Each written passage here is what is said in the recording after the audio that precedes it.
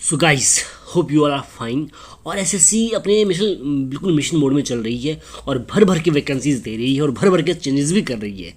तो इस बार भी एसएससी ने एमटीएस का नोटिफिकेशन जारी किया और इसने बहुत ज़्यादा चेंजेस किए, बड़े बड़े चेंजेस इस बार एसएससी ने किए हैं। क्योंकि इससे पहले लग रहा था कि यार ऐसे जो चेंजेस सीजीएल में किए थे, सीजीएल में किए, तो लग रहा था कि यार इसके हिसाब से तो एमटीएस का एग्ज़ाम बहुत ज़्यादा बड़ा हो जाएगा, मतलब बहुत ज़्यादा टफ हो जाएगा। लेकिन इस बार एसएससी ने बिल्कुल बच्चों का दिल खुश कर दिया है। भर भर की वैकेंसी तो दी ही है, साथ में बहुत बड़े चेंजेस किए हैं इसमें। और इस बार बच्चों के पास में एक गोल्डन अपॉर्चुनिटी है जॉब लेने के लिए। ठीक है, देखो अब जो भी है आज 2024 को ध्यान में रख रहे होंगे शायद गवर्नमेंट, या जो भी हो उसका रीजन कुछ भी हो, लेकिन बच्चों को इससे कोई फर्क नहीं पड़ता है। बच्चों को सिर्फ वैकेंसी चाहिए और नौकरी चाहिए। ठीक है, तो चलिए डिस्कस करते हैं कि इसमें क्या क्या एसएससी ने चेंजेस किए हैं और क्या क्या इसमें बदलाव हैं और कब इसका फॉर्म भर सकते हैं हम, और आगे और बहुत सारी चीज़ें जो हम डिस्कस करनी है। ठीक है, तो चलिए इसमें डिस्कस करते हैं क्या क्या चीज़ें इसमें। पहली बात तो इसमें यार ये है कि आप इसमें 18 जैन से इसमें फॉर्म फिल कर सकते हैं और 17 फेब तक आपको फॉर्म फिल करना है। लास्ट जो डेट है 17 फेब है। ठीक है, बट आपको एक बात का ध्यान रखना है कि 17 फेब का बिल्कुल भी आपको वेट नहीं करना है। आपको 10 से 12 फेब तक मैक्सिमम आपको फॉर्म फिल कर देना है किसी भी कीमत पर, क्योंकि उसके बाद में जो 3-4 दिन जो लास्ट के होते हैं ना, वो उसमें सर्वर का बहुत ज़्यादा इश्यू होता है, ट्रैफिक हो जाता है और उसमें आप फॉर्म फिल नहीं कर पाते हो, लास्ट में आते हैं, फिर आप रोते हो। ठीक है, तो अपने रोने को बचाने के लिए, ठीक है, अगर आप इसमें रियली में अगर आप इंटरेस्टेड हो तो आपको 10 से 12 से पहले फॉर्म फिल करना है, ठीक से फिल करना है। ठीक है, आगे इसका प्रोसेस भी बताऊंगा आपको कैसे फॉर्म फिल करना है। और बाकी यूट्यूब पे अनगिनत वीडियोज़ हैं कि कैसे फॉर्म फिल करना है, खुद भी आप इसका फॉर्म फिल कर सकते हो। ठीक है, तो चलिए आगे डिस्कस करते हैं। और इसमें 10,880 के आसपास लगभग अप्रोक्स इसमें एमटीएस की वैकेंसीज हैं और हवलदार के लिए इसमें 529 वैकेंसी इसमें हैं। तो हवलदार के लिए से बताया 25 इसमें एज लास्ट और 27 इसमें एमटीएस के लिए इसमें लास्ट एज है। ठीक है, अगर हम रिजर्वेशन की बात करें तो वही जो चीज़ें सब में मिलती हैं, SC ST OBC सबके लिए इसमें रिजर्वेशन है। ठीक है, तो कोई टेंशन वाली बात इसमें है नहीं, राइट। और अगर हम क्वालिफिकेशन की बात करते हैं तो क्वालिफिकेशन आप सभी को मालूम होगा कि अगर एज इसमें 18-27 है तो क्वालिफिकेशन इसमें आपकी सिंपल 10th है। अगर हम 10th आपके पास में है, 10वीं का आपके पास सर्टिफिकेट है, आपने 10वीं कभी भी की हो, कितने भी आपके 10वीं में मार्क्स हो, उससे कोई फ़र्क नहीं पड़ता है, आपके उसमें 10वीं का सर्टिफिकेट होना चाहिए बस, और आप इसके लिए एलिजिबल हो। ठीक है,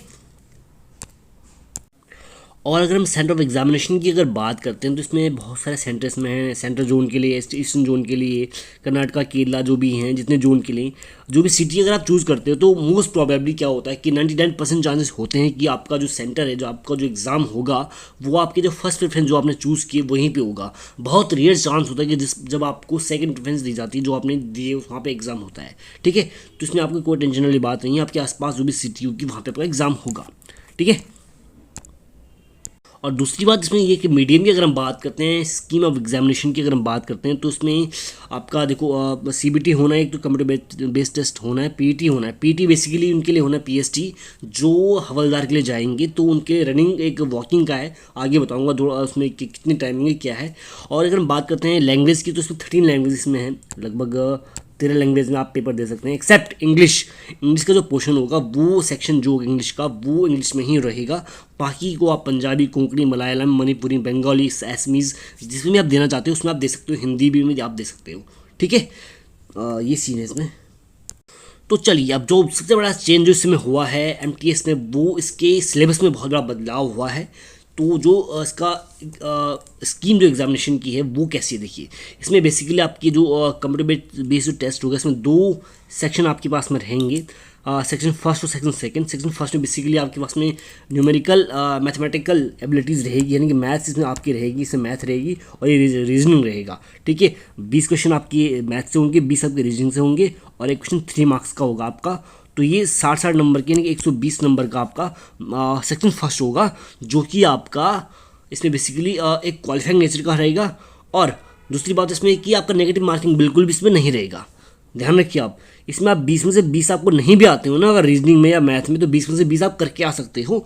इसमें बिल्कुल भी नेगेटिव मार्किंग नहीं है। मैं सेक्शन फर्स्ट की बात कर रहा हूँ, सेक्शन सेकंड में नेगेटिव मार्किंग बिल्कुल है, उसके बारे में बाद में बात करूँगा मैं। ठीक है, तो सेक्शन फर्स्ट की अगर हम बात करते हैं इसमें बेसिकली नेगेटिव मार्किंग नहीं है और ये क्वालिफाइंग नेचर का है। ठीक है, और दूसरी बात अगर हम बात करते हैं सेक्शन सेकंड की, तो सेक्शन सेकंड बहुत ज़्यादा इंपॉर्टेंट रहेगा आपके लिए, जनरल अवेयरनेस जीके की इसमें बात हो रही है। और दूसरा है इंग्लिश।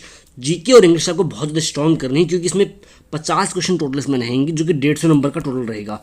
और इसी के बेस पे आपको जॉब मिलने वाली, इसके बेस पे आपका सिलेक्शन होना है, ठीक है। इसके बाद जितने भी आपके मार्क्स बनते हैं 150 में से 110, 120, 130, जितने भी आपके मार्क्स बनते हैं और जो नॉर्मलाइज आपके मार्क्स होंगे उसके बेस पे आपको नौकरी मिलेगी। और दूसरी बात, जो सबसे बड़ी बात इसमें ये कि इसके बाद में आपको कोई भी टेस्ट आपको देने की जरूरत नहीं पड़ेगी।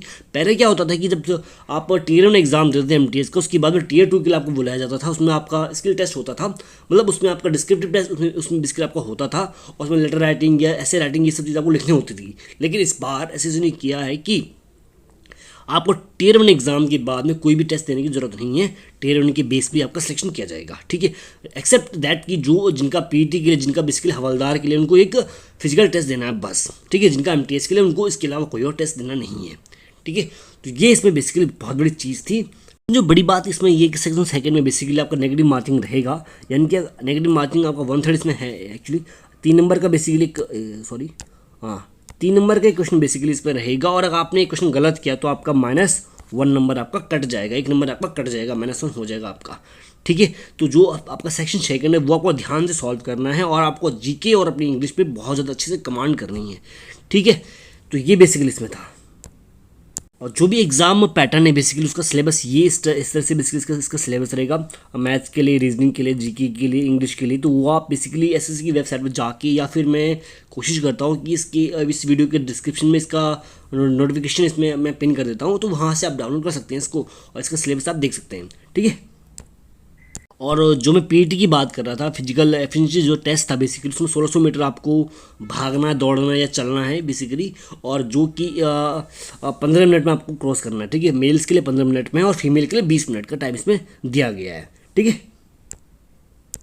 और PET में अगर हम हाइट की बात करते हैं तो हाइट बेसिकली मेल के लिए 157.5 सेंटीमीटर है, जो कि रिलैक्सेबल है 5 centimetre for in case of SMEs, Gorkha जिन जो गढ़वाली वगैरह होते हैं या पहाड़ी लोग होते हैं, उनके लिए 5 सेंटीमीटर का आपको रिलैक्सेशन इसमें दिया जाएगा। और चेस्ट में 81 सेंटीमीटर का है, जो कि एक्सप्रेशन के बाद 5 सेंटीमीटर और होगा, ठीक है। बेसिकली 81 है, जो कि साथ में 5 सेंटीमीटर जो एक्सप्रेशन होगा उसके साथ में 81, ठीक है। अगर हम फीमेल की हाइट के बारे में बात करें तो 152 बेसिकली इसमें है, और 2.5 सेंटीमीटर का इसमें आपको छूट मिलेगी, ठीक है। और 48 kg आपका इसमें वेट रहेगा, राइट। बाकी इसमें ऐसा कुछ खास नहीं है। हाँ, एक लास्ट में कि हाउ टू अप्लाई का ऑप्शन इसमें है कि आपको अप्लाई कैसे करना है। तो सिंपली आपको SSC.NIST.in की वेबसाइट पे जाना है। वहाँ पे आपको, अगर आपने रजिस्टर नहीं करवा रखा है तो सबसे पहले आपको रजिस्टर करना है खुद को वहाँ पे, और उसके बाद में आपको अप्लाई करना है, ठीक है। आपको ध्यान रखना है कि आपको फॉर्म बहुत ठीक से भरना है, अच्छे से भरना है, फोटो अगर आपको ठीक से अपलोड करनी है, मतलब बेकार से फोटो अपलोड नहीं करनी है बिल्कुल। और जो एक फोटो ऐसी अपलोड करनी जो लास्ट के आपके 2 या 3 महीने के बीच में कोई फोटो कैप्चर की है, वो वाली आपको रिसेंट फोटो आपको उसमें ऐड करनी है, अपलोड करनी है, ठीक है। हाँ, अगर आपको कोई दिक्कत आती है फॉर्म भरने में, आपके आसपास कोई साइबर कैफ़े नहीं है, आपको बहुत इश्यू आ रहा है, गाँव से हो कहीं से हो, तो डेफिनेटली मैं आपको फॉर्म भरने में मदद कर सकता हूँ। आपको सिंपली कमेंट सेक्शन में आपको लिखना है कि आपको क्या दिक्कत आ रही है फॉर्म में। आपका फॉर्म में मैं भी भर सकता हूँ फॉर्म फ्री ऑफ कॉस्ट, कोई दिक्कत नहीं है, उसमें कोई कॉस्ट की कोई बात नहीं है, ठीक है। तो ये चीज़ें हैं। बाकी कोई दिक्कत अगर आपको आती है तो डेफिनेटली आप कमेंट कीजिए, मैं उसको रिप्लाई देने की कोशिश करूँगा। और बाकी फॉर्म कैसे भरना है इसके बारे में बेसिकली यूट्यूब पे आपको हज़ारों की तादाद में वीडियोज़ मिल जाएंगी, वहाँ से आप चेक कर सकते हो, ठीक है। तो फिलहाल इस वीडियो में सिर्फ इतना ही। आपके पास बहुत एक गोल्डन अपॉर्चुनिटी है, उसको आप बिल्कुल ग्रैब कीजिए, ठीक है। तो thank you very much, God bless you all.